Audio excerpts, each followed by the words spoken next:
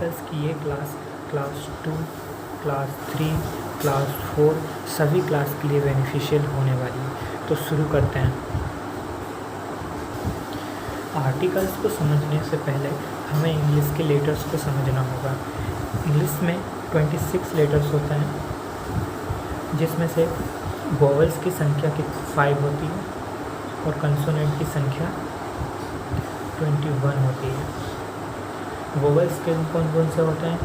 ए, ई, आई, ओ, you, और इसके बाद जो कुछ भी बचता है वो आ जाता है कंसोनेंट में। तो कंसोनेंट क्या क्या हो जाएंगे? जैसे कि वी, सी। तो ये वोवेल्स हो गए हमारे और ये कंसोनेंट हो गए। अब समझेंगे हम कि आर्टिकल्स कौन कौन से होते हैं।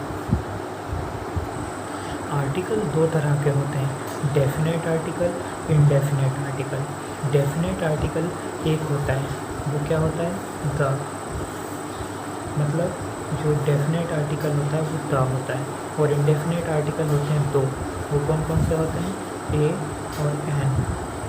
तो इतना समझ में आ गया कि डेफिनेट आर्टिकल द होता है और इनडेफिनेट आर्टिकल ए और एन होते हैं। और आर्टिकल का यूज़ कैसे होगा अब हम समझेंगे। सबसे पहले हम समझेंगे कि एन आर्टिकल का यूज़ कहाँ होता है। इसे समझने के लिए हमें समझना होगा हिंदी वर्णमाला के स्वरों को, जो कि होते हैं छोटा, बड़ा, छोटी, बड़ी, छोटा ऊ, बड़ा ऊ, ऋषि, ए, आई, ओ, औ, इस तरह होता है। और इंग्लिश के होते हैं ए, ई, आई, ओ, यू। अब हम देखेंगे कि इसका यूज़ कैसा होता है। इसे समझने के लिए ये देखेंगे कि जब भी वर्ड में इनका प्रोनाउंसिएशन हो। फॉर एग्ज़ाम्पल, मैं एक एग्ज़ाम्पल लेता हूँ यहाँ आपके सामने, जैसे कि मैं लेता हूँ एप्पल। एप्पल मैंने लिया। एप्पल में पहला वर्ड क्या है? ए। तो इसे मैं कैसा बोल रहा हूँ? ए, पल, एप्पल। अब मैंने एप्पल ऐसा बोला तो मैं बोल कौन सा रहा हूँ?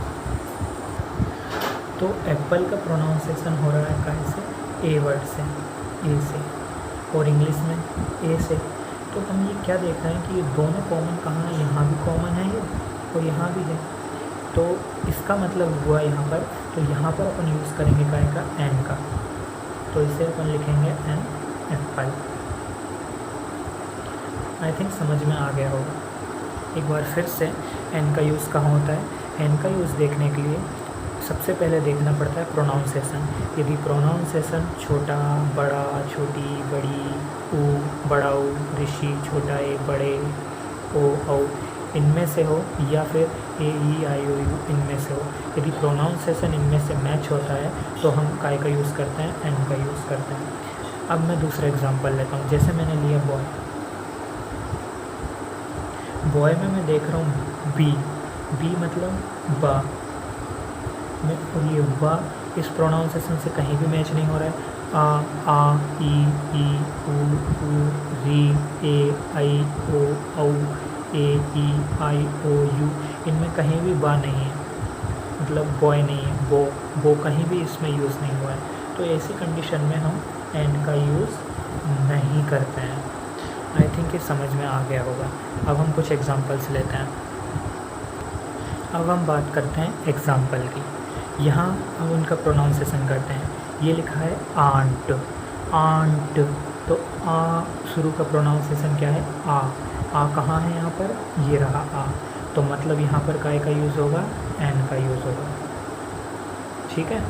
इसी तरह दूसरा, इसको कैसे पढ़ेंगे? यूनिटी। यूनिटी मतलब यू। इन दोनों में से यू कहाँ मिल रहा है? आ, यहाँ तो कहीं भी नहीं है यू, लेकिन ए, ई, आई, ओ, यू, यहाँ पर मिल गया यू। तो ऐसी कंडीशन में क्या करेंगे हम? यहाँ तो है लेकिन यहाँ नहीं है। तो ऐसी कंडीशन में क्या होता है? एन आर्टिकल यूज़ नहीं होता है। यहाँ पर एन आर्टिकल नहीं आएगा। क्यों नहीं आएगा? कि प्रोनाउंसिएशन कॉमन होना चाहिए। जैसे कि हमने यहाँ पर देखा था ए, और इसका साउंड किससे मैच होता है? आ से। और ये दोनों कहाँ मिल रहे थे हम लोग को? यहाँ पर भी मिल रहा था और यहाँ पर भी मिल रहा था, दोनों जगह मिल रहा था। लेकिन यहाँ पर यू है तो हम यू लेंगे, यू और यू, या लेकिन यू यहाँ तो नहीं है, लेकिन यहाँ ज़रूर है इस वाले में, तो ऐसी कंडीशन में एन का यूज़ नहीं होता है। कहने का मतलब सिर्फ इतना है, यदि प्रोनाउंसिएशन इस टेबल में और इस टेबल में दोनों में मैच हो जाए तो एन का यूज़ होता है, लेकिन यदि प्रोनाउंसिएशन दोनों में से कहीं भी मैच नहीं हो तो एन का यूज़ नहीं होता है। अब तीसरा एग्जांपल है अंकल का। अंकल को कैसे प्रोनाउंस करेंगे? Uncle, uncle. तो अंकल में काय से प्रोनाउंसिएशन हो रहा है? आ से। अंकल, आ बोल रहे हैं शुरू में, आ प्रोनाउंसिएशन हो रहा है। तो आ कहाँ दिख रहा है अपने को? यहाँ दिख रहा है, और या आ यहाँ भी दिख रहा है अपने को, ए अंकल, ये यू यहाँ भी है। तो ऐसी कंडीशन में क्या करते हैं अपन? एन का यूज़ कर देते हैं, क्योंकि दोनों में कॉमन है। इसी तरह यहाँ पर एच, इसे क्या पढ़ रहे हैं आप? हॉनर नहीं होता है, इट्स ऑनर, ऑनर, ऑनर, ओ से पढ़ रहे हैं। तो ओ यहाँ पर भी है और यहाँ पर भी है, यहाँ भी पढ़ते हैं ना ओ, तो ऑनर, तो यहाँ पर भी यूज़ होगा एन का।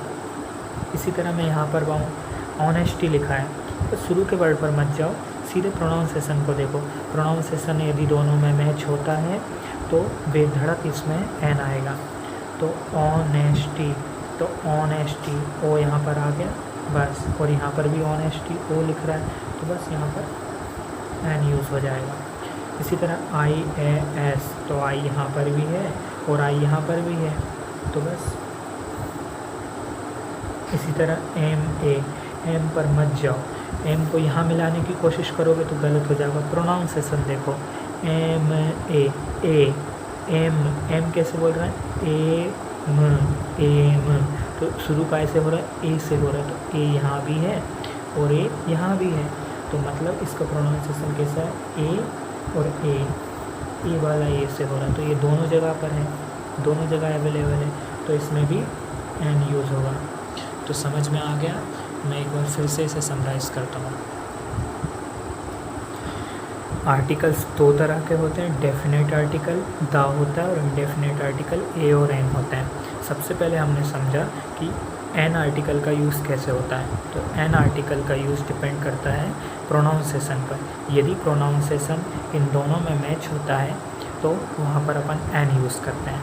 हमने एग्जाम्पलों से समझा,